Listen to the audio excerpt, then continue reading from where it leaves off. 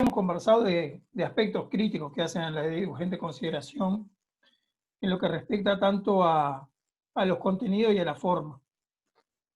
A los contenidos, bueno, por lo antipopular, cuestiones que ya hemos trabajado, que el PCNT en general y los sindicatos en particular lo han manifestado de diversas formas, y también por, digamos, los tiempos parlamentarios acotados para discutir, para intercambiar sobre esta ley de urgente consideración. En ese sentido, nosotros el tema educación transversaliza a toda la sociedad, y nosotros como trabajadores de INAU es importante tener en claro cuáles son las modificaciones. Hay dos motivos fundamentales. Uno, primero que nada, porque la mayoría de nuestros hijos, de nuestros parientes, de quienes conocemos, van a la educación pública. Y por otro lado, los gurises, los que atendemos, los que trabajamos, van a la educación pública. Entonces, todas las transformaciones que haya por intermedio de la ley de urgente consideración en la educación pública nos va a afectar de una forma u otra. Nosotros veíamos los documentos del PCNT que fueron presentados, bueno, en la comisión parlamentaria y que han circulado, y en lo que respecta a educación, hay 4 o 5 puntos que obviamente ustedes lo van a trabajar, que por lo menos leíamos y nos parecía que son los sustanciales y preocupantes, ¿no? Cuando se habla de un avance, ¿no? Un lugar preponderante al sector privado. Eso es una cuestión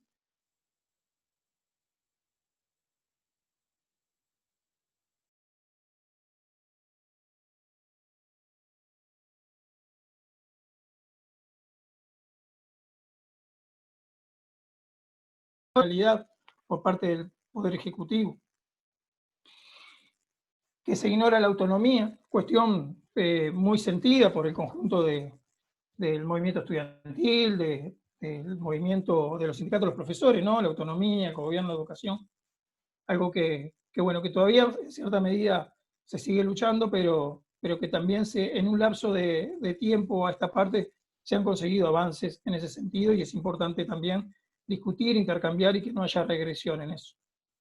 También hablan de la menor participación de los involucrados en las decisiones y las organizaciones sociales representativas, reduciendo la participación democrática. Ahí seguramente nos van a aclarar que creo que hubo alguna modificación con respecto al CFE, pero ustedes seguramente lo van a tratar ese tema. Y después hablan de las condiciones de trabajo, la flexibilidad, los proyectos de centro, ¿no? Este acuerdo que debería haber con los directores, etc. Así que bueno, seguramente ustedes van a tratar estos temas con profundidad. Para nosotros es un gusto que estén. La idea es que bueno, unos 15, 20 minutos cada uno de ustedes, y después abrir una ronda de intercambio. Si les parece, comenzás tú, José. Buenas noches, compañeras, compañeros. Gracias, Juan.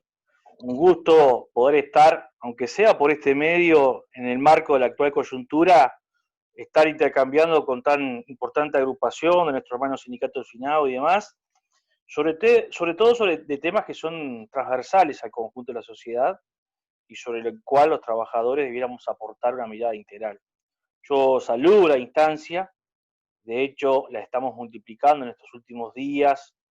Sin ir más lejos, esta semana tuvimos un importante conversatorio con compañeros del Instituto de Cuesta Duarte, compañeros de la Facultad de Humanidades, compañeros ahora laboralistas, que se transmitió desde FENAPE, pero fue retransmitido por varios sindicatos de la educación, discutiendo los temas que están en el proyecto de ley de urgente consideración, que ayer se acaba de terminar su votación en la Cámara, en la Comisión del Senado. El 3 arranca su tratamiento y votación en la Cámara o en el Pleno de la Cámara de Senadores.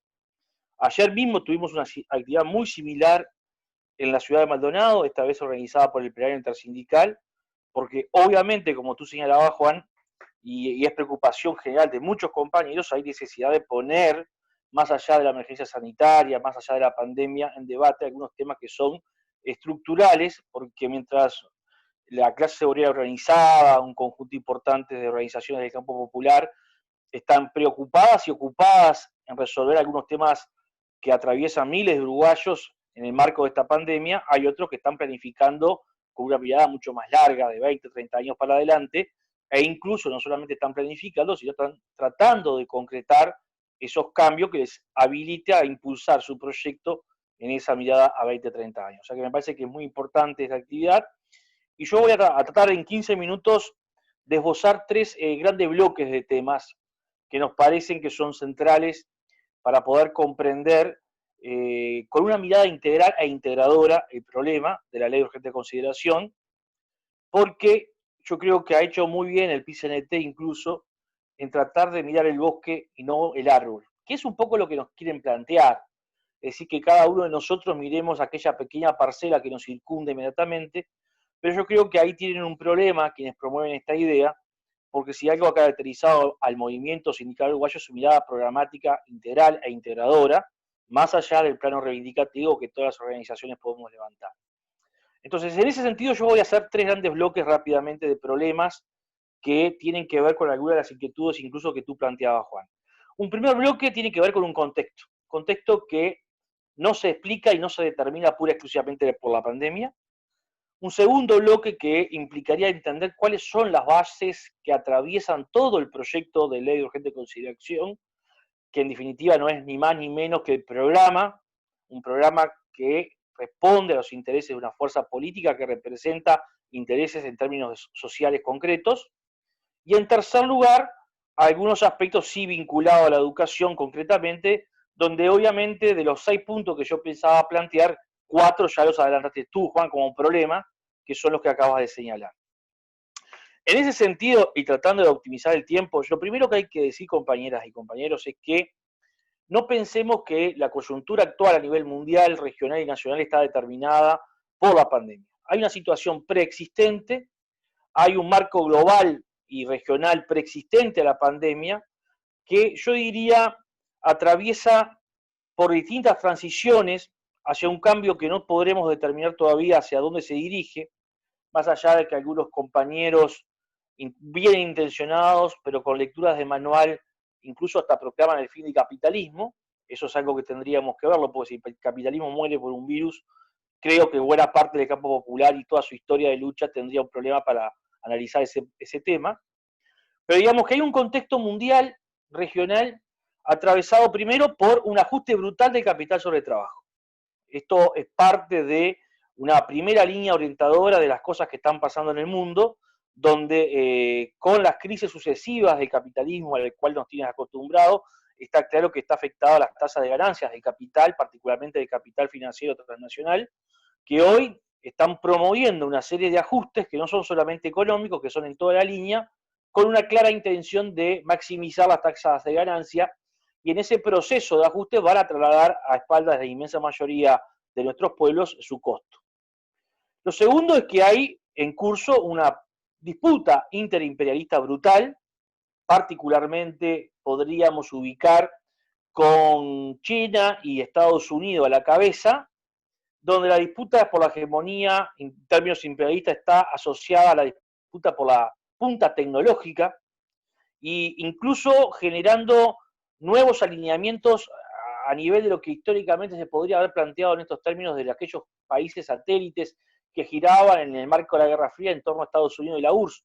Hoy vemos cómo son otros los satélites y cómo otros son cómo se mueven, incluso generando coletazos muy importantes como puede ser el proceso de desintegración regional en Europa con la salida de Inglaterra o del Reino Unido en realidad de la Unión Europea, y ni que hablar del papel de Rusia como una escolta, si se quiere, del papel y el, diríamos, liderazgo de China. O sea que hay allí una disputa interimperialista bastante importante que reconfigura un nuevo escenario a nivel global y que tensiona en regiones enteras del mundo, incluida América Latina, algunas situaciones.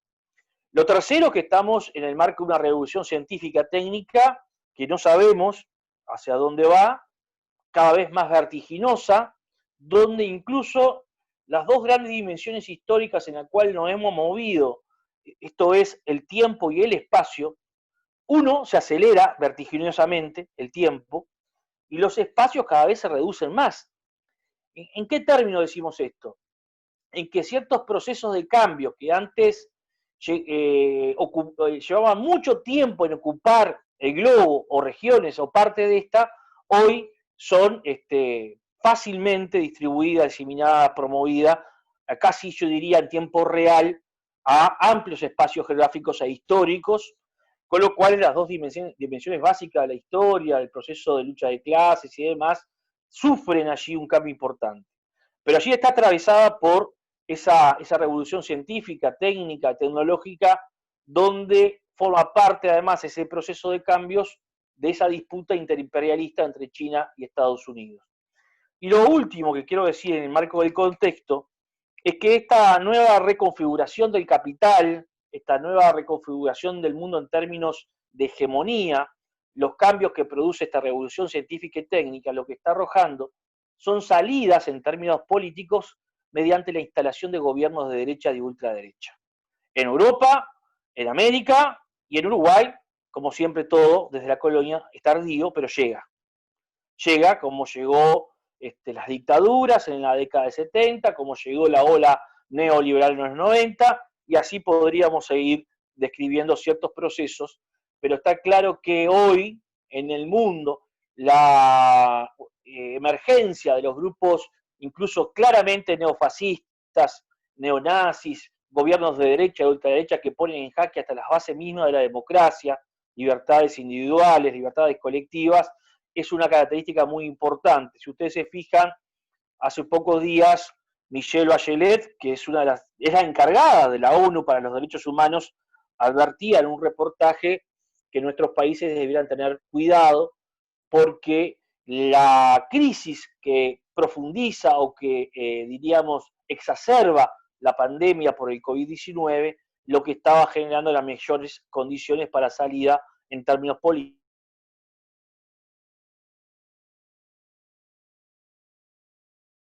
En un momento complejo, que algunos incluso definen o pueden llegar a definir de cambio civilizatorio, donde hay muchas cosas en debate y muchas cosas que se están jugando en términos colectivos en este marco. El segundo aspecto que quiero señalar en términos generales es que nosotros tenemos que entender, para el caso de Uruguay, que está inscrito en este marco global que yo vengo de describir someramente y que podemos encontrar muchísimos ejemplos en la región de lo que acabamos de decir. En el caso de Uruguay, lo primero que tenemos que ser claro es que los tipos leyeron muy bien a Gramsci en términos de la construcción de hegemonía cultural, aunque renieguen de ellos, como es el caso de Pablo da Silveira, que se define como un intelectual no gramsciano, no solamente porque tergiversa a Gramsci, sino porque, en definitiva, lo que ellos vienen haciendo en términos de construcción de hegemonía cultural va directamente a aquellos aportes que hiciera Gramsci en su momento en términos de cómo los grupos de poder dominan en términos ideológicos y cómo construyen hegemonía. En ese sentido, yo siempre le hago a los compañeros una corrección que tiene que ver con esto. Todos hablan de la coalición multicolor. Que lo hagan los medios de comunicación que militan en filas de este grupo de poder, a mí no me extraña. Lo que sí tenemos que advertir es cuando lo hacen los compañeros. En realidad, como dice nuestro presidente, estamos en presencia de un gobierno de derecha, de ultraderecha, con componentes fascistas. Es decir, no se juntan, no forman una coalición porque sumaron una paleta de colores, o mejor dicho, conformaron una paleta de colores donde cada uno aportó su colorcito. No, no. Se juntan porque son portavoces con pequeños matices, no contradicciones ni primarias ni secundarias, de un mismo proyecto. Y ese proyecto uno lo ve articulado en torno a los grupos, en términos políticos, a grupos de derecha y extrema derecha, incluso con componentes fascistas, y la emergencia institucional muy fuerte del sector corporativo militar, como es el caso para Uruguay de Cabildo Abierto. En ese sentido, esta coalición de derecha, extrema derecha y componente fascista viene a expresar, en términos sociales, los intereses de los sectores asociados al capital más duro del Uruguay.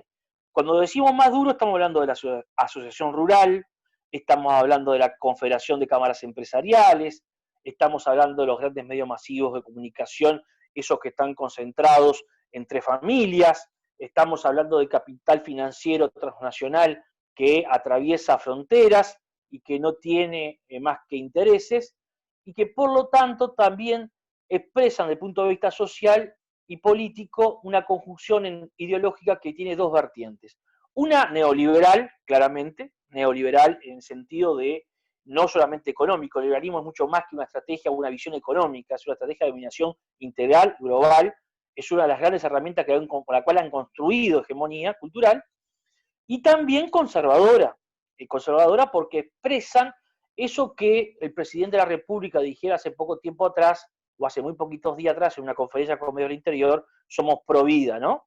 Cuestionando los avances en términos de derechos sociales, reivindicación de los grupos minoritarios, etcétera, etcétera. O sea, una vertiente ideológica conservadora y neoliberal articula el pensamiento de esta coalición de derecha y extrema derecha con componente fascista que representan los grandes intereses del capital agrupados en Uruguay en torno básicamente a la asociación rural, el capital financiero, la Confederación de Cámaras Empresariales y los grandes medios de comunicación.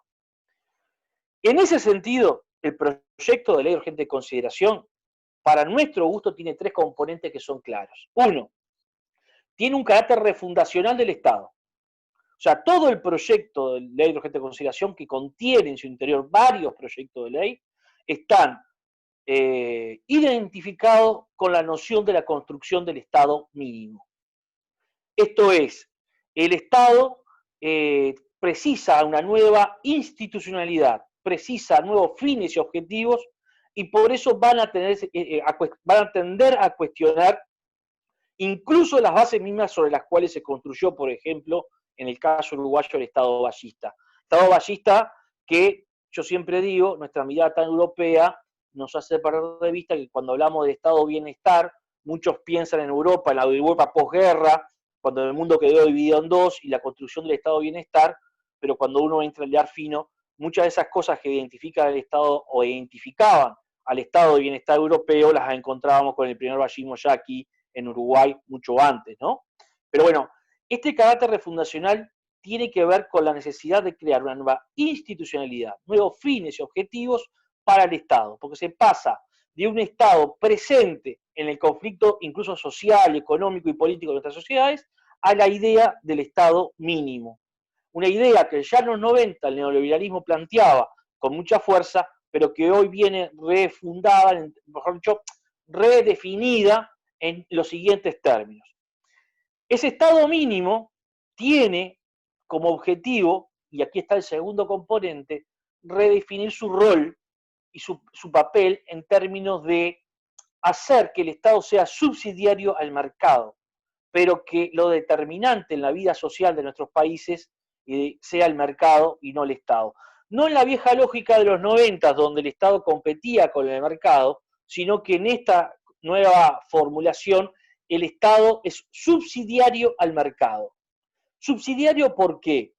Porque implica retirar al Estado no solo de la esfera material concreta de la vida de la sociedad, esto es actividades económicas, asegurando derechos, redistribuyendo ingresos o la riqueza, sino que también este carácter subsidiario tiene que ver con el tercer punto que atraviesa el proyecto.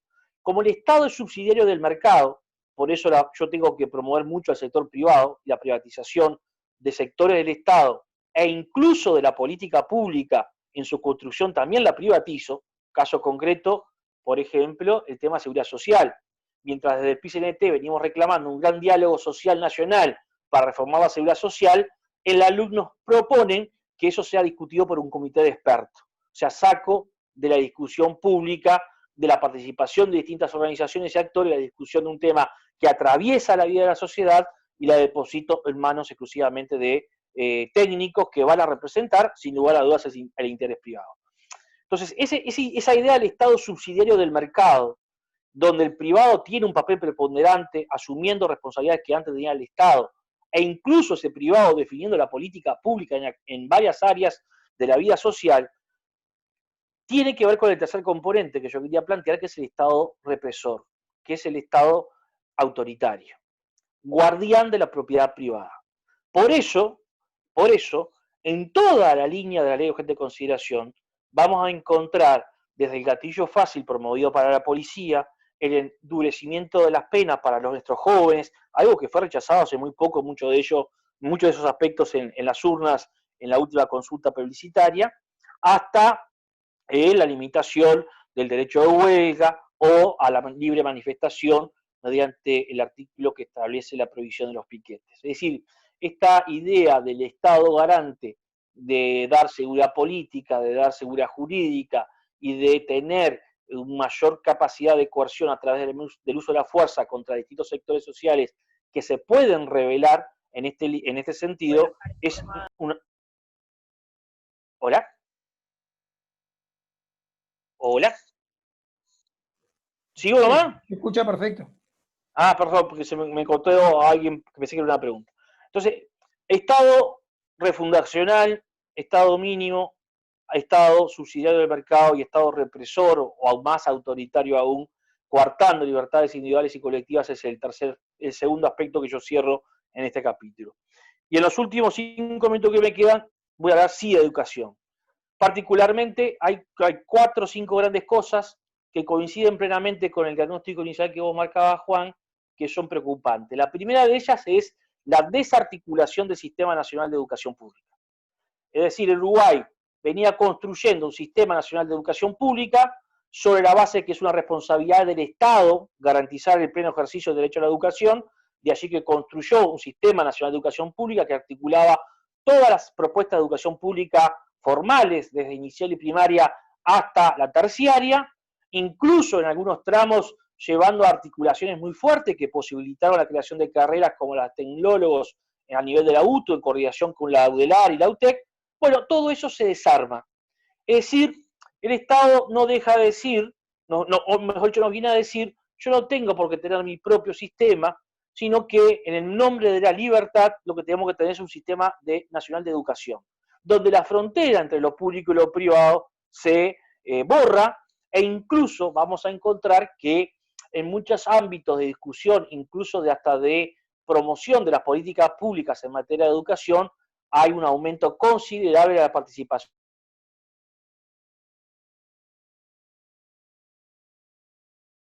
Ese es un primer problema. Segundo problema, claramente que esta privatización y esta promover la idea de que el Estado no tenga su propio sistema y que cada uno de nosotros podamos resolver en el marco del Sistema Nacional de Educación, donde no hay frontera entre lo público y lo privado, es una primera condición para instalar lo que se llama, desde estas concepciones neoliberales, el mercado educativo. El mercado educativo que parte de la base de la complementariedad o la subsidiariedad entre lo público y lo privado, donde lo que está en juego además no son solamente los fondos, que es un tema muy importante y que interesa mucho a los grupos corporativos de capital vinculados a la educación, sino también la construcción en términos de hegemonía de la propia formación que se va a promover o la propia educación formal que se va a promover en adelante. Para eso tienen que terminar con la autonomía. En Uruguay las reformas de esta corte no avanzaron como avanzaron en otras partes de la región y del mundo porque tienen un freno constitucional muy fuerte en la Constitución de la República, valga la redundancia, que establece, caso raro en el mundo, que la educación no es regida por el Poder Ejecutivo, no es regida por el Ministro de Educación, sino por entes autónomos. De ahí que, sin modificar la Constitución, porque implicaría abrir un debate mucho más profundo, van por el lado de, yo diría, violentarla abiertamente, generando un fuerte proceso de concentración de poder en el Poder Ejecutivo y particularmente en el Ministerio de Educación y Cultura. Este es el viejo sueño de la utopía reaccionaria que inaugurara Julio María Sanguinetti en la década del 70 con la ley 14.101. Fue ahí que se creó, ustedes recuerdan, el Consejo Nacional de Educación, del cual el Codicen de la ANEP actual, con las modificaciones que ha ido sufriendo, es heredero. Pero esta idea de tener el control de la perilla, utilicemos esa figura tan gráfica hoy día, ¿no?, en manos de un solo centro de poder. Ese centro de poder es el Poder Ejecutivo, es el Ministro de Educación. Por eso hay que terminar con la autonomía de la ANEP, por eso hay que concentrar el poder en el Codicen de la ANEP, y de ahí que desaparezcan los consejos de educación, algunos de los cuales tienen más de 100 años, como el caso de educación primaria, porque lo que yo voy a instalar además es una típica lógica empresarial, es decir, una típica lógica de funcionamiento del sistema educativo con criterios, dinámicas y lógicas típicamente del mundo privado. Si ustedes prestan atención, ya hoy el presidente del Codicen de la ANEP habla de la ANEP como una gran empresa, ¿no? Comienza a hablar de una gran empresa. Asociado con esto, obviamente tengo que limitar la participación en todos los ámbitos posibles, no solamente elimino los consejos, con ello también estoy eliminando la representación docente en los consejos desconcentrados, la dejo solamente en el códice de la ANEP en minoría, donde 3 de los 5 integrantes respondan al Poder Ejecutivo, y donde muchas decisiones que antes pensaban 4 votos en 5, ahora se cambian y solamente van a ser definidas las mismas cosas por 3 votos en 5, con lo cual me aseguro el control político absoluto sobre el organismo. Y cierro con 2 cuestiones que nos parecen importantes. Una es la reforma educativa que contiene el proyecto, que no la estamos discutiendo con la debida atención. Y aquí yo creo que hay que hacer una autocrítica, porque muchas veces nosotros los docentes pensamos erróneamente que la educación es un tema exclusivamente de maestros, de profesores, y no es así. En tanto su contenido político, en tanto su papel político, la formación de las futuras generaciones, esto es también la construcción de hegemonía que permita, entre otras cosas, generar las condiciones para cambios en términos de construcción de una sociedad más justa, más igualitaria, más democrática, es claro que discutir para qué formamos a la futura generación es un tema clave. Y lo que nos están proponiendo es pasar de un sistema educativo que forme integralmente a las futuras generaciones, esto es, con capacidad de generarle el espíritu crítico, capacidad de juntarse con otros, de reflexionar individual, colectivamente, en donde estamos, en construir proyectos colectivos. Lo que nos plantean es el pasaje a un modelo de administración de los aprendizajes, donde la única función que va a pasar a tener el sistema educativo formal en todos sus niveles, y ojo con esto, en todos sus niveles, la educación formal pasa a tener como gran objetivo la capacitación de las futuras generaciones en función de las demandas que tenga el mercado laboral. Y para esto tengo que introducir una reforma laboral en el propio sistema educativo que atente contra la estabilidad laboral de los docentes, que atente contra la carrera funcional y que atente contra la libertad de cátedra. Porque si yo lo que quiero formar hacia el futuro es la mano de obra que el mercado requiere, que no precisa que sean críticos, que no tengan espíritu de solidaridad, etcétera, etcétera, etcétera, tengo que tener un docente que también sea funcional a esos criterios, o que por lo menos tenga temor a ir por otra línea que no sean por los criterios que establece el poder dominante. Por lo tanto, ahí está inserta esta reforma laboral en el sector docente particularmente, que atenta contra la estabilidad laboral, la carrera funcional y la libertad de cátedra. En síntesis, y termino con esto, como bien dijera el otro día Pablo Martínez, en este conversatorio que yo comentaba al principio, la reforma en materia educativa que están proponiendo es una reforma de manual neoliberal, entendámoslo. Yo digo, hay tres fuentes donde uno puede sentarse a leer y no precisa ser un experto en educación para entender y encontrar estas frases textuales de cosas que están redactadas hoy en el proyecto de ley de urgente consideración, que son sacadas de las recomendaciones del Banco Mundial y de la OCDE. El Banco Mundial tiene 2 informes recientes, del 2015 para acá. Uno se llama Aprender. Es donde dice el Banco Mundial, muchachos, dejemos de gastar grandes platas en la formación de integral de las futuras generaciones, lo que se precisa es mano de obra. Vamos a capacitar en competencia. Esa es la recomendación central en esta obra que se llama Aprender del Banco Mundial. La segunda obra del Banco Mundial se llama Profesores Excelentes. ¿Qué dice el Banco Mundial allí? Hay un gran fracaso educativo en América Latina y el Caribe. Esto está asociado a nuestro país a la idea de crisis de la educación que amplifican el diario El País, El Observador. El único responsable de ese fracaso educativo son los docentes, y son los docentes porque tienen una comodidad o un privilegio laboral que no tiene otro trabajador, que es la estabilidad laboral. Entonces, proponen 2 cosas. Una es, empoderemos a los clientes, cuando dice clientes habla de los padres y los estudiantes, para que controlen a los docentes desde las propias instituciones, de ahí los cambios que se introducen en los consejos de participación, y eliminemos o restringamos la estabilidad laboral docente. Y proponen cambios legales como los que se hicieron en Chile, en Colombia, en México. Y el otro documento, y cierro con esto ahora sí, es el de la OCDE, que es un informe del año 2016, de octubre del 2016, para América Latina en general, y donde hay un capítulo para cada país, Uruguay tiene su capítulo, donde la OCDE recomienda al Uruguay 3 cosas. Una, la centralización del poder, en un solo lugar. Dice la ODE, como tenemos un problema con la Constitución, por lo menos comencemos a concentrar el poder en el códice de la ANEP y eliminemos los consejos. Eso es lo que hace la LUC. 2. Vayamos a un proceso de desconcentración que le llaman ellos autonomía de los centros, autonomía de los centros, que plantea trasladar responsabilidades de las administraciones nacionales hacia los centros educativos. Y el tercer elemento que propone la ODE no son de los que se atendieron. Uno es aumentar el tiempo pedagógico y el financiamiento educativo. Es decir, ahí uno puede leer, porque esto está disponible en las páginas web de estos organismos, esto que acabamos de decir. Yo no sé si fui claro, pero quería dejar por aquí porque ya llevo 18 minutos y habíamos comprometido unos 15. Sí, muy clara tu intervención, José. Si querés seguir un poco más, no hay ningún problema. No, yo dejo por ahí, Juan, en el sentido de que me gustaría intercambiar con los compañeros, porque perfecto. me parece que es la clave, ¿no? Bien, estaba Georgina que había pedido la palabra, pero si les parece, le damos la palabra a Alejandro de ADES y luego hacemos las preguntas tanto a José como a Alejandro al final. ¿Ah? Vamos, Alejandro.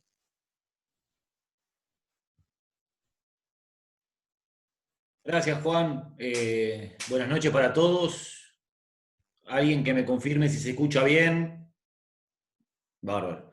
Entonces empezamos intentando no pisarnos con los planteos que hacía José y que expresan en términos generales la posición de la FENAPE en relación a la ley de urgente consideración. Saludar esta instancia, obviamente porque cualquier instancia de reflexión en torno a esto es muy valiosa, pero porque sobre todo creo que es muy importante tener en cuenta que trabajadores de INAU y trabajadores de la ANEP tenemos que tener una preocupación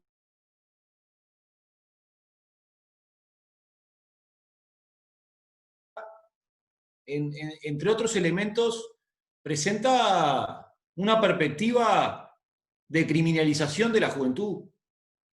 Y si uno lo analiza en el contexto de otras políticas que se están desarrollando, lo que uno visualiza que está sucediendo en el MIDES, en otro tipo de programas que atienden, de esos programas con los que la educación formal suele trabajar cotidianamente, y que atienden a la población vulnerable, nos da la idea de que por aquí el camino que orienta al nuevo gobierno es el del aumento de penas y la privación de libertad y las medidas punitivas. Y en ese sentido vamos a tener que encontrarnos mucho y reflexionar mucho en conjunto respecto a, en definitiva, a los jóvenes que son la población con la que tanto el INAU como los trabajadores de la ANEP trabajamos. José ha sido una recorrida por los elementos que hemos expresado públicamente y que evidentemente Juan al principio de la charla presentaba como cuestiones muy preocupantes para el sistema educativo, contextualizadas en todo este contexto mundial, regional y nacional que explicaba José. Yo creo que la caracterización respecto a lo que se ha dado en llamar la gobernanza de la educación, desde el Poder Ejecutivo, desde la propia campaña electoral, tiene que ver con un proceso que yo caracterizaría como de disciplinamiento, condición básica para poder avanzar en las otras perspectivas que pretende esta ley de urgente consideración imponer, pero que sobre todo busca esta ley de urgente consideración abrir en un sentido de posibilitar el desarrollo ulterior. No está todo el modelo educativo en la ley. Ahí hay que ser hay que leer las declaraciones e interpretarlas muy bien. Por allí el ministro de Educación da Silveira planteaba que no vienen con una perspectiva refundacional y que esta ley de urgente consideración no tiene todo lo que ellos querrían que tuviera. Bueno, pero tenemos que atender el marco de posibilidades que abra para entender lo que viene después. Digo disciplinamiento en el sentido de lo que ya explicaba José, centralización de poder. El Ministerio de Educación y Cultura fijando la política educativa nacional y comprometiendo a las autoridades de los organismos, de los entes autónomos, a seguir esos lineamientos para poder acceder, incluso junto a la venia, como autoridades de la ANEP, a la dirección de Codicen. Y luego a la interna de Codicen, de la ANEP, el Codicen como elemento estructurante. Lo decía por ahí, José lo decía al pasar, es bueno tener en cuenta que del 71 al 2020, Sanguinetti termina de redondear su proyecto de concentración de poder, de subordinar los consejos desconcentrados a un consejo único, a eliminar los consejos desconcentrados y que todo se termine concentrando en el Codicen de la ANEP y luego se ejecute a través de direcciones generales. Pero este elemento disciplinador se ve en todos los niveles del sistema. El Ministerio de Educación y Cultura disciplinando al Codicen de la ANEP, el Codicen de la ANEP a los consejos desconcentrados, y luego a la interna de cada centro educativo los directores disciplinando a los docentes a través del proyecto de centro y su necesaria adhesión para tener la posibilidad de acceder al trabajo. Es una línea jerárquica muy bien planificada y muy bien establecida. Ahora, además de la discusión en términos de disputa hegemónica que planteaba José, ¿qué sentido tiene este disciplinamiento en términos de qué proyecto es el que se pretende imponer a partir del disciplinamiento? Creo que allí hay dos elementos que son los que me gustaría centrarme, que tienen que ver con la construcción de un sistema nacional de educación fragmentado y mixto en términos de público-privado, y con el abaratamiento del costo del sistema educativo. Vamos por parte, porque la ley o el proyecto de ley hay que leerlo integralmente. El capítulo referido a regla fiscal, o los artículos referidos a regla fiscal, presentado como una propuesta de colocar allí una prudencia en el gasto público justificada por el déficit fiscal en aumento de estos últimos años, viene a decirnos que en aras de una política económica anticíclica que ahorre en las épocas de bonanza y pueda compensar con ese ahorro las épocas de reducción de la recaudación del Estado, con un modelo preestablecido que nos defina el gasto, en realidad lo que tenemos que concluir es que esto viene a generar un ajuste y además un ajuste perdurable en el tiempo. Es decir, no solamente vamos a ajustar el presupuesto en el año 2020, sino que vamos a establecer que este ajuste va a permanecer incluso más allá del periodo de gobierno, a través de una regla fiscal que nos limite el gasto público más allá de las características que pueda tener el contexto económico en el cual un presupuesto se elabora. Esto evidentemente lo que hace es, primero, quitarle el carácter democrático a la discusión presupuestal. Cada 5 años tenemos la instancia democrática de discusión presupuestal. Esto viene a anularlo, porque en tanto ya está preestablecido el monto del gasto público del Estado, la discusión en cuanto a cuánto más se podría gastar, la discusión sobre el espacio fiscal, queda anulada por la vía de la regla fiscal. Y esto tiene necesariamente un correlato en el costo educativo, que para poder ponerlo en práctica, necesariamente va a tener que tocar lo que uno podría denominar la masa salarial, por dos vías: por la reducción salarial o por la eliminación de cargos docentes que de algún modo vendrían a implicar esa reducción de la masa salarial, aunque el salario pueda no reducirse o incluso en algunos casos, y esto es un elemento también que la ley contempla a través de compensaciones, hasta algún aumento salarial vinculado a situaciones de compensación. Ahora, para abaratar el sistema educativo tenemos que dejar de concebirlo como lo concebimos. Entonces, por ahí es que viene atado al proyecto, que evidentemente va a intentar ser un proyecto menos costoso, una reforma curricular y organizativa. Y ahí es que yo hablaba hace un rato de fragmentación. ¿A qué me refiero con esto? Me parece que a veces hay que leer por partes, pero para poder concebir lo que se está planteando como un hecho sistémico. Porque si uno va punto por punto tratando de analizar el significado de cada cosa, quizá corre el riesgo de perder la perspectiva global. Para decirlo de una manera que quede claro, uno tiene que pensar la posibilidad de centros educativos donde vamos a tener proyectos diferentes en cuanto a planes y programas, docentes diferentes, condiciones de trabajo diferentes e incluso modalidades diferentes. Vamos por parte.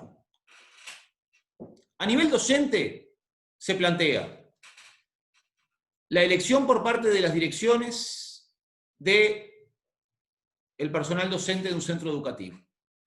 Se plantea la situación del estatuto, que por ahí cuando conocimos el borrador y cuando conocimos el proyecto que finalmente el Poder Ejecutivo envió, varios de nosotros dijimos en muchas ocasiones, estamos frente a la situación de que un docente puede en el mismo centro educativo cumplir la misma función que otro y sin embargo estar sometido a condiciones de trabajo diferentes. Bueno, esto en el último sustitutivo, en la discusión de la comisión, el gobierno o la bancada parlamentaria mayoritaria resuelve sustituirlo y nos contesta, ¿no? Ustedes nos acusan de que quieren generarle condiciones de trabajo distintas y plantea que esto va a ser por centros.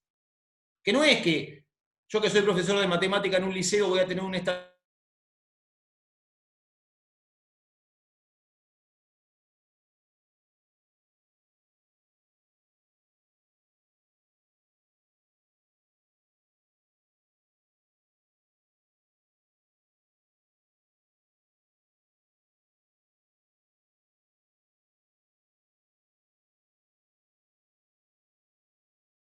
diciendo es que vamos a generar colectivos docentes, equipos de trabajo diferentes, obviamente para proyectos educativos diferentes.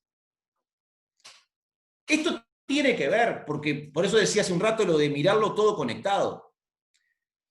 El proyecto de ley prevé la creación del Programa Nacional de Fortalecimiento de Formación en Educación. Esto es un programa del MEC que habla de apoyar al sector público, al Consejo de Formación en Educación, pero a todas las instituciones, en formar docentes. ¿Esto qué significa? Que no solamente van a trabajar en condiciones distintas y en centros distintos, sino que también se avanza hacia una masa docente con distintas formaciones, ya sea en cuanto a lo profunda de esa formación, pero incluso sobre las concepciones pedagógicas que construyan cada una de esas formaciones.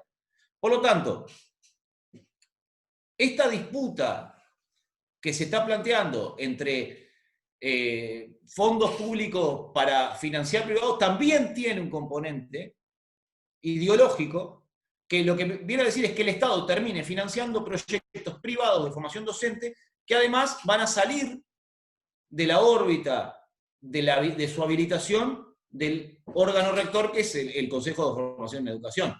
Más claro, para dar un curso de formación docente, una institución privada no precisaría la habilitación por parte de la ANEP, como hoy sucede. Hoy no es que no existen cursos de formación docente privados, pero precisan para funcionar la habilitación de la ANEP.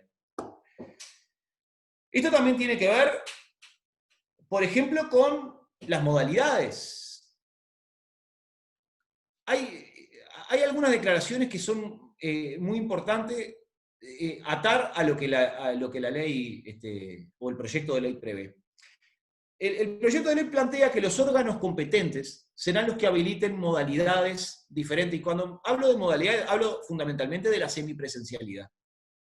Todos deben acordarse, en el discurso de Asunción, el 1 de marzo, la imagen del niño en el medio del campo, pero que tiene acceso a la educación a través del celular que utilizó el presidente. Todos tendrán claro, muy presentes también las declaraciones de Robert Silva, planteando que todo lo que se ha avanzado en modalidades semipresenciales en esta época, en esta etapa de excepcionalidad, vino para quedarse. Entonces, si uno ata esto con la idea de que los organismos competentes, que no definen cuáles son, podrán habilitar modalidades semipresenciales, parte del proyecto educativo que habilita la LUC y que está en la cabeza del gobierno, es el pasaje o el aumento de la presencia de la modalidad semipresencial. Yo tengo muy presente, y lo menciono habitualmente porque después no lo dijo más, pero lo dijo. En la campaña electoral, cuando Robert Silva era candidato a la vicepresidencia por el Partido Colorado, planteaba en una declaración en la diaria que el sistema educativo quizá necesitaba más recursos, pero que también había que optimizar el uso de los mismos. Y por ahí el periodista razonablemente le preguntaba, ¿y dónde habría que optimizar? Y él habló de los liceos nocturnos. Entonces, cuando uno escucha esas declaraciones, ve lo que dice la ley y escucha lo que viene en relación a esta muy oportuna pandemia en términos educativos para avanzar en términos de semipresencialidad, uno empieza a entender la concepción de un posible centro educativo nuevo que se regiría por un estatuto distinto, que le generaría condiciones de trabajo distintas y que tendría un proyecto educativo distinto. Y que, por supuesto, en la semipresencialidad, un docente sería capaz de atender a un número muy superior de estudiantes y obviamente se ata lo primero que decíamos, que es el abaratamiento de los costos del sistema educativo. Y además, se quita la idea de que los tratados internacionales tengan la posibilidad de firmarse tratados internacionales que de alguna manera planteen que la educación es un bien de mercado, que apunten a la mercantilización. Ahora, que no solamente, dice ahora, que no solamente mercantilice, ¿tá? Pero pueden mercantilizar. Esto, en aras de imaginar lo que podría venir, incluso podríamos tener estudiantes uruguayos que con financiamiento del Estado uruguayo hagan cursos en el exterior, a través de plataformas. Esto lo habilita. ¿Es lo que va a pasar? No, uno no lo puede garantizarlo, pero queda habilitado a través de la aprobación de la ley de urgente consideración. Y fundamentalmente, esta fragmentación del sistema a uno lo hace pensar en cuál es el funcionamiento general. ¿Qué es un sistema educativo fragmentado? ¿Cómo funciona? ¿Y con qué intenciones?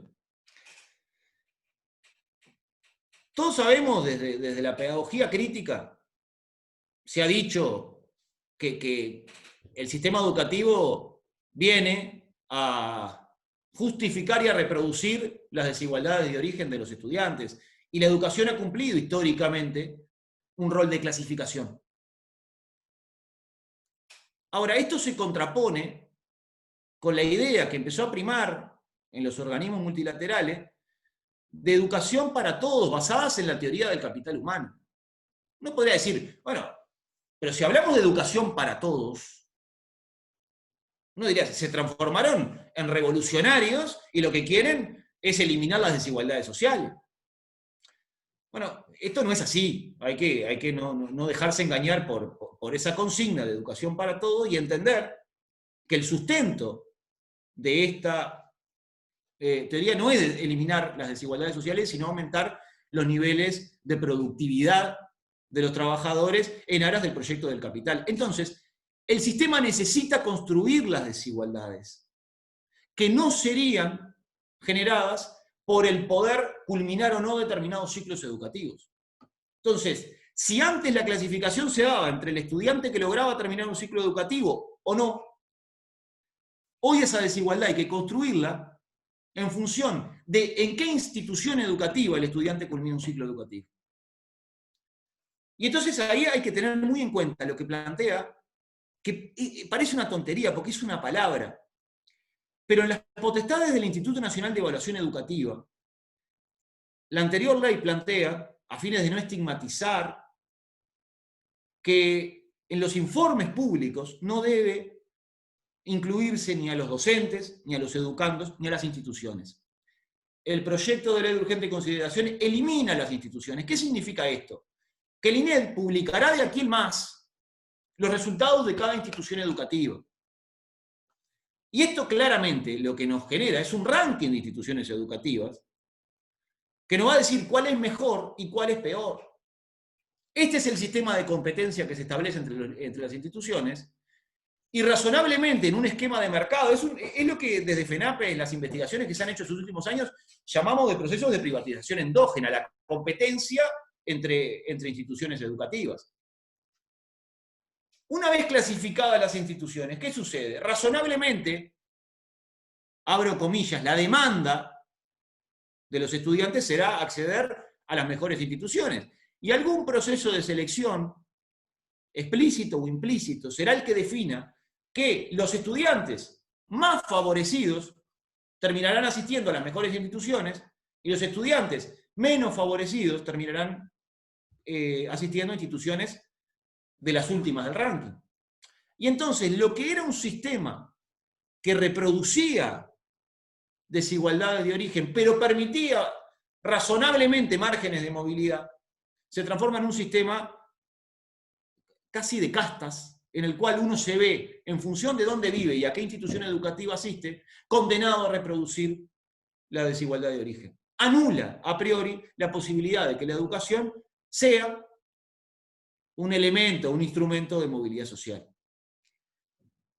Y obviamente esto atado al tema de los recursos.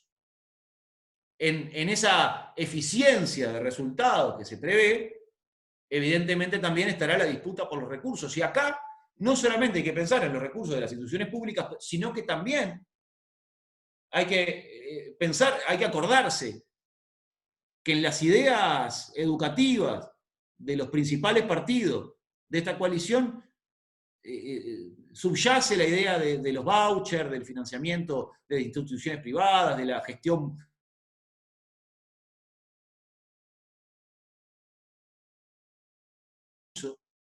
un conjunto de ideas que la ley de urgente consideración habilita a comenzar a andar. Veo la hora y sé que estoy pasado de tiempo. Yo cierro planteando que el fondo de esto, quizá dentro de unos años, el actual gobierno o los subsiguientes nos querrán convencer de que lograron el milagro educativo de, con menos recursos, mejorar los resultados. Pero en realidad eso será producto de haber condenado a las grandes mayorías a una educación pauperizada, con menos recursos, y que en definitiva no cumplirá los fines históricos que desde los sindicatos de la educación le asignamos al sistema educativo. Bueno, bien Alejandro, muchas gracias. Bueno, ahora la idea es intercambiar entre nosotros, hacer alguna pregunta a los compañeros, tanto José como Alejandro. Levanten la manito o manden por ahí por el chat y nos vamos anotando. Estaba Georgina, que creo que había levantado la mano, a ver si está, quiere hacer alguna pregunta. Sí, Juan. Bueno, buenas tardes. Soy Georgina Monchetti, de profesión educadora social, trabajo en INAU y en IPRU, en un centro juvenil en convenio con INAU.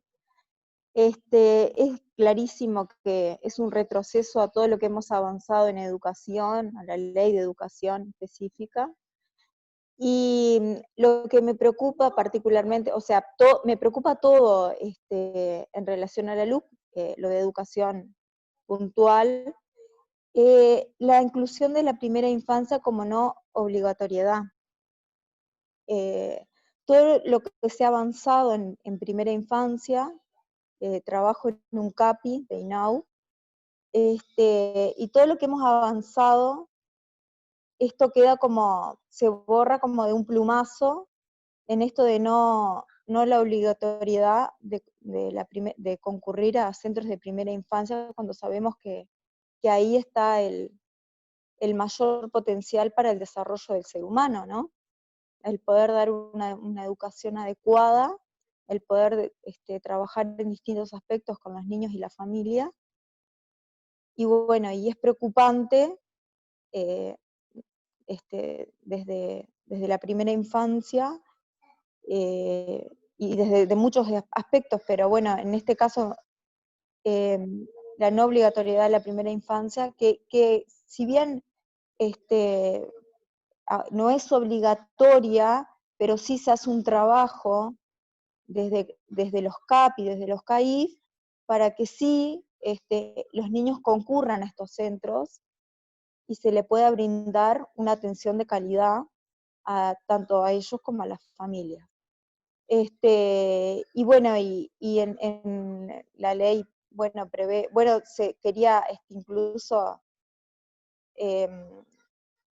absorber primaria, discusión, primaria absorber 3 años, creo que esto ya es un ir para atrás, para que los CAPIs podamos, CAPIs y CAIF podamos atender a bebés, y bueno, y todo, eso es preocupante, y como todo, ¿no? Lo que es la ley, pero la primera infancia, a mí como trabajadora de este ámbito, me preocupa muchísimo.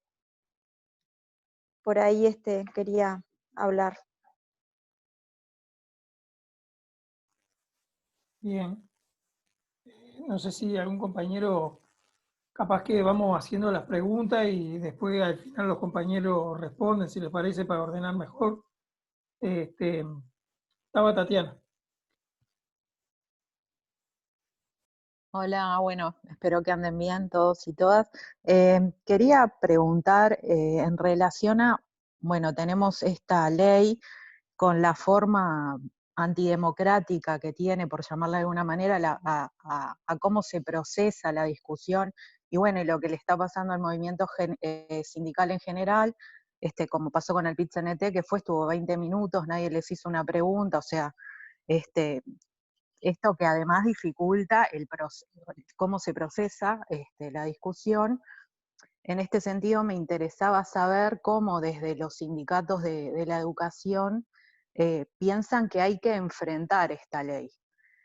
También hay como varias posiciones sobre, bueno, hay que ir modificando lo que se puede artículo por artículo, o hay que volarla toda a un plumazo, ¿no? O sea, entendemos que obviamente el ideal es que se pueda aniquilar, pero bueno, también ahí desde las diferentes miradas, cómo se prevé, digamos, desde los sindicatos de la educación esto, y cómo también esto nos genera una oportunidad que tiene que ver con poner estos temas arriba de la mesa, temas que nos deberían importar a todos, y que parece que a veces habláramos lenguajes diferentes con la sociedad.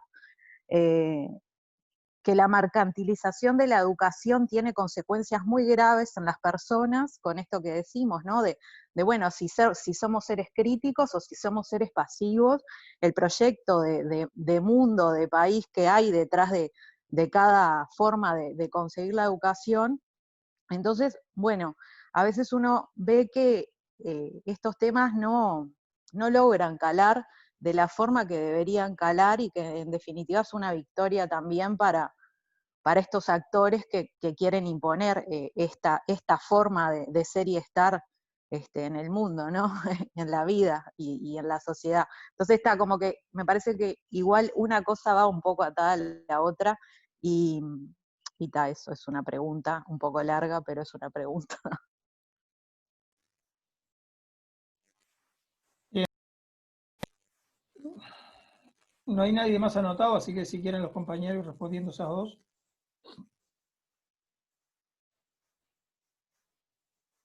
Con respecto a la primera pregunta sobre lo que diríamos es educación, la primera infancia y demás, su suerte corre la suerte que corren aquellas políticas públicas en materia de educación que no son funcionales al proyecto que nosotros esbozábamos y que profundizaba en su análisis Alejandro. Si ustedes no se olviden que el proyecto original que se presentó, mejor dicho, el anteproyecto que se presentó en el mes de enero por parte de la coalición, por ejemplo, establecía eliminar el artículo 33 de la actual Ley General de Educación. ¿Qué decía el artículo 33 de la actual Ley General de Educación? Hablaba de la educación rural, de la educación de los sectores de la población con discapacidad y de los sectores de la población adulta. Es decir, el Estado no solamente se integraba en esa primera versión del proyecto el Sistema Nacional de Educación Pública, sino que decía tampoco voy a estar comprometido con la extensión del tiempo pedagógico y tampoco me voy a encargar de aquellos sectores de la sociedad que no me interesa porque allí no tengo condiciones para el negocio, para el lucro, para la mercantilización. Rural, discapacidad y adulto. Lo de la primera infancia corre por el mismo carril, igual que la no extensión del tiempo pedagógico. Sobre todo porque es un área donde ya hace mucho tiempo el sector privado viene reclamando ciertas libertades para manejarse en el mismo y donde yo creo que, al igual que la extensión del tiempo pedagógico, la gran apuesta en términos de no obligatoriedad, pero que sí es una necesidad de las familias, la vamos a tener que terminar resolviendo en el mercado. Esa es parte de la orientación general que no está explícita, pero está implícita de por qué ciertas definiciones, como bien decía en su participación el compañero Alejandro. Con respecto al tema de la estrategia, está claro que hoy estamos en la etapa parlamentaria. Creo que de manera oportunista ellos presentaron la discusión de este proyecto en el marco de la actual pandemia o emergencia sanitaria. No se olviden que además hubo reclamos de propios actores e integrantes de la coalición, como el ministro Larrañaga, pidiendo el urgente envío del proyecto cuando se había dicho que se iba a postergar su presentación. En este marco, y dado el blindaje mediático que además tienen, han avanzado la discusión donde incluso sectores que están vinculados directamente a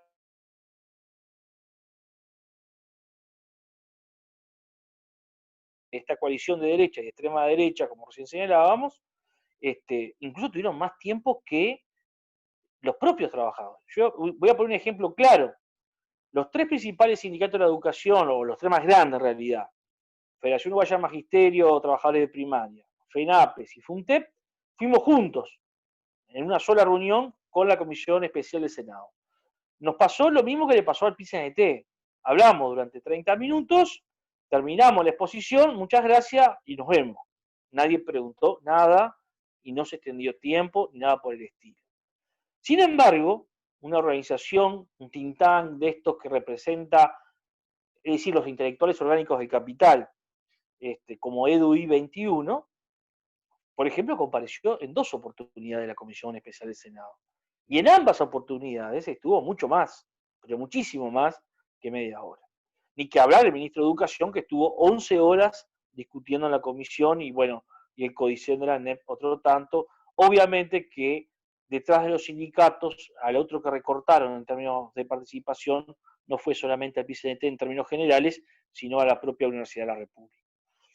La estrategia yo creo que tiene que tener dos grandes vertientes en términos de una tarea política pedagógica de esclarecer, en primer lugar, dentro del propio movimiento sindical, y ahí lo tenemos que asumir autocríticamente, yo diría en primerísimo lugar entre los trabajadores de la educación, que no están discutiendo estos temas, que no están teniendo conocimiento de estos temas.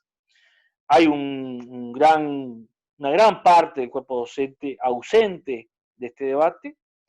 Obviamente que después hay que trabajar este tema con el resto del movimiento sindical y ampliar incluso la tarea política pedagógica a otros sectores de la sociedad. Y una vez que esto esté concretado, quedan distintas alternativas. Obviamente que habrá que analizar vías en términos tácticos de ir por recursos que puede darse en la órbita de la justicia, frente a uno, dos, varios, una parte, toda la ley, eso habrá que analizarlo. También están claras las iniciativas de carácter popular, expresadas a través concretamente del referéndum, de revocatorio de también toda o parte de la ley. Eso es algo que también está o debiera formar parte de la discusión estratégica. Pero lo que nos parece más importante es que vamos a tener una tarea política pedagógica que es organizar y generar condiciones para dar pelea en todos los espacios, rincones que el proyecto de ley, transformado en ley, nos deje. Porque no es cierto que la pelea se termina cuando el Parlamento apruebe la ley. Yo creo que ahí comienza otra etapa de la pelea y va en la línea de lo que recién decía Alejandro. Tratar de generar conciencia, organización y lucha, porque si nosotros abandonamos esa pelea, aún suponiendo que mañana la Suprema Corte nos dice que no tenemos razón si es un recurso de inconstitucionalidad, o suponiendo que mañana un referéndum no tenga éxito, no podemos abandonar la pelea porque yo insisto, lo que está en juego es la construcción de hegemonía en nuestra sociedad y eso es una disputa de todos los días. Bien, muchas gracias, José. Y dio la palabra Federico.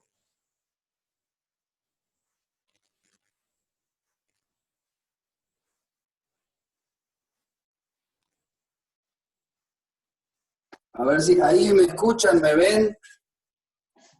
Ambas cosas. Ahí va, bueno, buenas noches, compas. ¿Cómo están?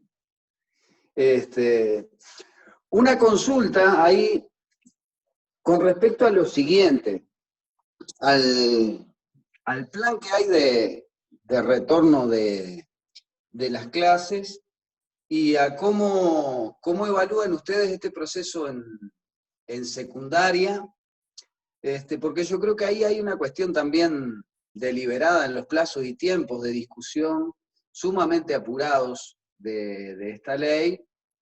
¿Y cómo estiman ustedes que está planificado esto al respecto de que los estudiantes se conserven al margen de esa discusión, ya que bueno, el movimiento estudiantil históricamente ha sido una cantera de militantes que creo que la mayoría de los que estamos ahora acá mirándonos las caras, venimos de ahí, nos formamos en esos lugares, dimos nuestros primeros pasos, nuestras primeras discusiones, y cómo en este caso todo este proceso va a transitar sin que eso tenga participación más activa de parte de los chiquilines, que por supuesto por una cuestión etaria, de vivencia, en fin, probablemente no estén muy consustanciados con este tema, y hasta dónde necesitamos de ese regreso para poder compartir con ellos, intercambiar, en fin, dentro del arco de las múltiples alianzas que tenemos que tejer como para confrontar con esta ley. Era eso breve mi consulta.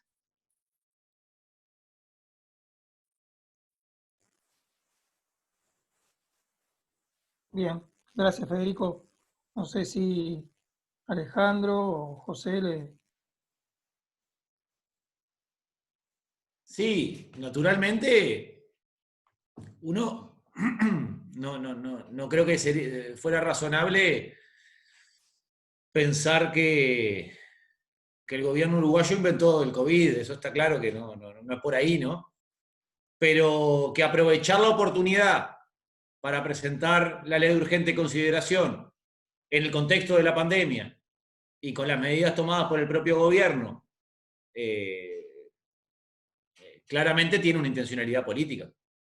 Si el gobierno hubiera querido permitir un debate social amplio, más allá de las mayorías que cuenta para poder finalmente votarlo, pero en un contexto de debate no solamente parlamentario, sino público, y permitiendo que las distintas organizaciones del campo popular expresaran su posición no solamente con este tipo de intercambio, o a través de documentos, o a través de declaraciones públicas, sino con movilización, está claro que no lo hubiera hecho en este momento.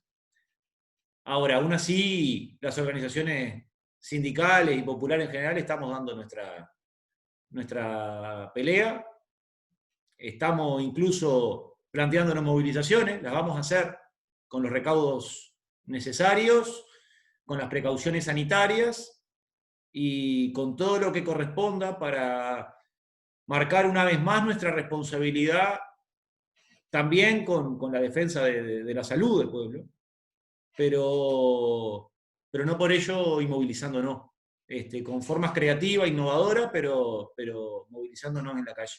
Y está claro que ahí hay un actor fundamental que es el movimiento estudiantil, que por su propia dinámica tiene mecanismos organizativos y de renovación muy, muy frecuentes, y claro, uno imagina en el funcionamiento de gremios estudiantiles, fundamentalmente los de secundaria, que habiendo tenido la posibilidad de encontrarse durante 11 días o 10 días que hubo de clase, probablemente su funcionamiento se vio limitado, pero en ese sentido los compañeros estudiantes están demostrando que también innovan, se organizan, y hemos tenido instancias de coordinación, y allí han estado los gremios estudiantiles, el CEIPA, el Centro de Estudiantes Magisterio, la FEU, y gremios de varios liceos, también marcando su posición contra la LUC y generando su movida más allá de las circunstancias. Por lo tanto, está claro que el contexto no es favorable, pero ahí la presencia de los estudiantes se marca a pesar del contexto desfavorable. Yo en ese sentido soy muy optimista, y sobre todo en relación a la respuesta que recién daba José. Uno supone, esto sería fantástico que no fuera así, pero uno supone que más o menos, como la conocemos, la ley de urgente consideración va a ser aprobada. Y allí no va a ser ni ADE Montevideo ni la FENAPE quien decida cuál es la táctica a seguir. Vamos a, evidentemente, tener que dar un debate como campo popular de los instrumentos que nos vamos a dar para seguir peleando una vez aprobada.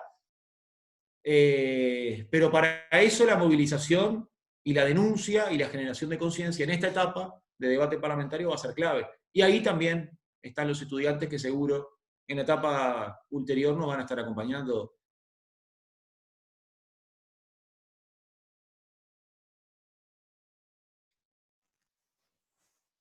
Bien, gracias Alejandro. ¿Alguna pregunta más? No tengo ninguna. Yo una cuestión que me quedé pensando. Hola. Hola, yo Juan. Sí. ¿Cómo ven que me preocupa el interior? Que lo veo chato. Me encuentro en el departamento de Salto y es todo un tema el movilizar en el interior, y veo como muy chato todo este tema a nivel de gremios y de asociaciones acá en el interior. Eso. ¿Cómo perciben ustedes al interior? Porque el interior también, yo lo veo chato, lo estoy percibiendo muy chato y me preocupa.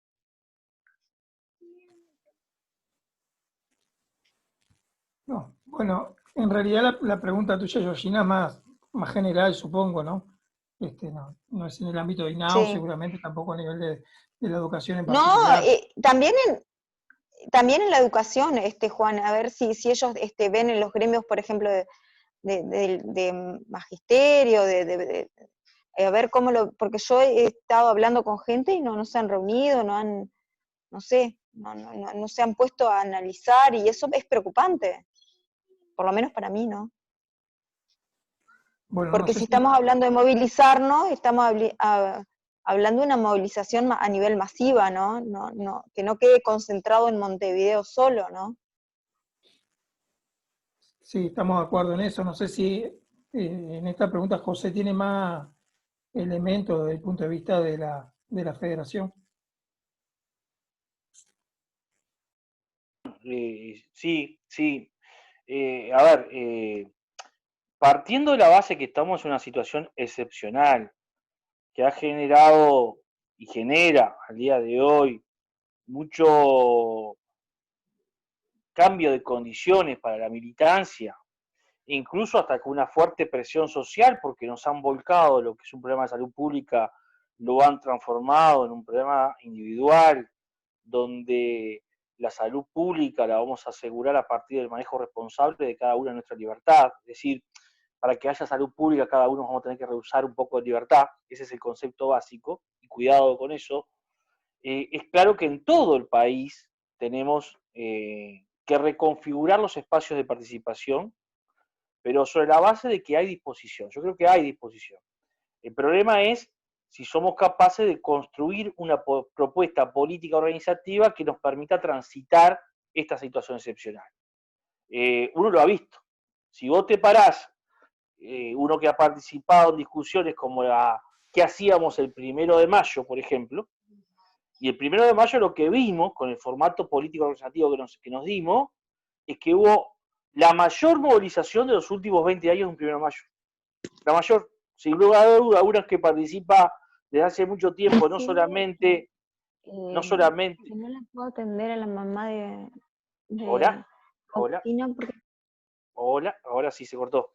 Bien, no, decía que uno que ha participado de muchos 1 de mayo a lo largo y ancho del territorio nacional, con lo que uno recogió de los aportes de compañeras y compañeros en distintos puntos del país, quedó claramente demostrado que hubo una mayor participación que en muchísimos actos, reitero, en los últimos 20 años. Ahora, el problema justamente tiene que ver con dos características. Una es, ¿cómo hacemos para llegar al compañero, a la compañera, a las distintas organizaciones, con la necesidad de colocar en debate los temas que son de perspectiva mucho más allá de la pandemia, porque hoy hay una preocupación central por la coyuntura, diríamos, y lo segundo es que eso va a implicar que en este momento excepcional tengamos la capacidad de construir propuestas políticas organizativas también excepcionales para esto. Mire, lo estamos viendo en este momento, estamos acá reunidos 30 más o menos compañeras y compañeros un sábado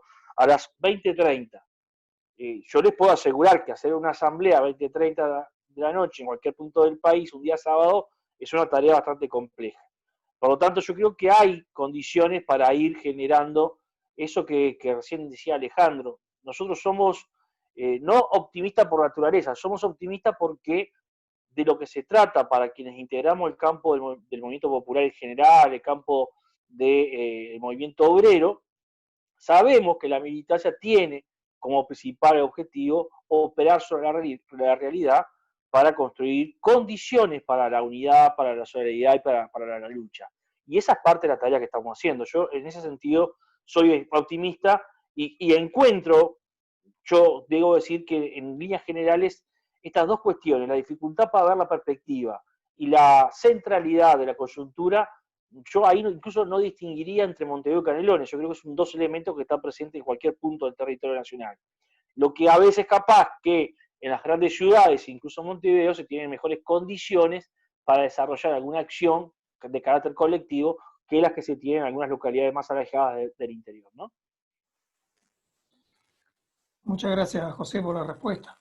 Yo ahora que planteabas esto, los que me conocen saben que en general siempre digo algo similar, ¿no? Vos tomabas en cuenta un sábado a esta hora, 30 personas reunidas, y qué dificultoso es llevar esto a una asamblea. Yo lo comparto plenamente. De hecho, uno cuando hace reuniones cualquier día, a las 7 de la tarde, 8, a veces nos llamamos contentos por la cantidad de compañeros que participan, y sobre todo en estos tiempos, ¿no? Porque quizás en otros momentos históricos la participación era otra, pero hoy en día eso se ha modificado y se viene modificando. Y bueno, hay que entenderlo también de esa forma y tratar de trabajar en ese sentido. Yo me quedo con 2 o 3 cosas, capaz que si no hay más preguntas vamos cerrando, ¿no? Pero que son preocupaciones centrales, ¿no? Que José planteaba en su intervención. Una, la desarticulación del Sistema Nacional de Educación Pública, ¿no? Eso parece un elemento sustancial a la hora de, bueno, de las modificaciones que nosotros como movimiento popular, como movimiento sindical, como movimiento estudiantil, debemos tener en cuenta y trabajar hacia ella. Y a la vez la incidencia del sector privado, ¿no?, en lo que es la educación, y ni hablar del tema de las exoneraciones impositivas, ¿no?, el sector privado en la educación, que son, digamos, muy sustantivas. Y bueno, y ese es otro elemento también a trabajar que no está en la LUC, pero que existe en definitiva, que son las exoneraciones impositivas, y que no solamente están durante este periodo, sino que existieron también en periodos anteriores de otros gobiernos progresistas, y que tampoco se han podido quitar. Por otra parte, la educación de cara al mercado educativo, ¿no?, y la ministerialización de la educación.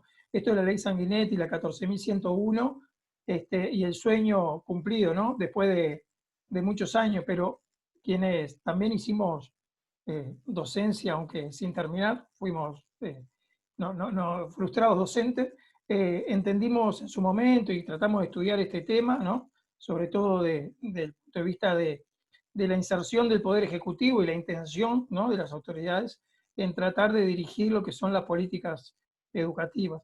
Y eso es otro elemento central y peligroso a su vez. Y por último, el gerenciamiento de la educación. Yo cuando escuchaba esto me hacía acordar a la reforma de Rama, ¿no?, quienes en su momento estuvimos militando y leímos lo que era la ley de presupuesto del 95, donde se fundamentaba desde el punto de vista ideológico y la terminología que se usaba, que era gerentes, que era la mercantilización de la educación. Y bueno, esa vinculación, ¿no?, ideológica que al día de hoy existe por intermedio de la LUC en lo que hace a los aspectos de la educación, la terminología de cliente, esas cosas recuerdo que en la reforma también de Rama, la llamada reforma de Rama, se daban, existían. Y por último, más allá de la táctica que se use en el movimiento sindical, que será una discusión con respecto al tema de la ley de urgente consideración, hay aspectos que no podemos dejar de lado, y que es que el alumno debe ser una abstracción para la gente. Obviamente que hay problemas cotidianos y que hoy en día están exacerbados, producto de la pandemia, como es el desempleo, como es el hambre, como son condiciones generales de los seres humanos que hacen a la conciencia indudablemente, pero la LUC no debe considerarse una abstracción, y nosotros como movimiento popular, como trabajadores, es lo que intentamos y lo que debemos seguir intentando, de que la mayor cantidad de la población así lo entienda, porque si no va a ser una pelea muy difícil. Nosotros peleamos como movimiento sindical en su momento